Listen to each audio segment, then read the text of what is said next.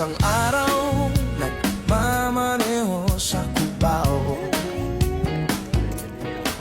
aking nakita, babaeng saksakan ng ganda.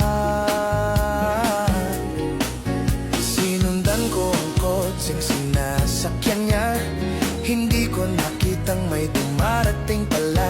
Hindi ko naiwasan, kami biglang nagkabangan. Nang magkamalay ay nasa ospital na ako. Inasikaso ng doktor na pili ng nanay ko.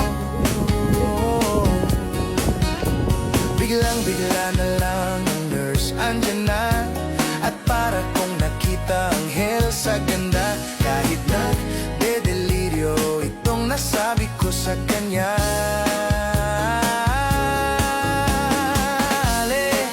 Nasa langit na ba ako?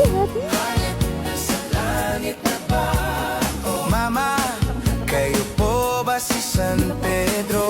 Kayo po ba si San Pedro? Okay lang sa akin kung ako'y dedo na, basta't ikaw ang lagi kong kasama. Kaya ale, nasa langit na nga ako. At paglabas ko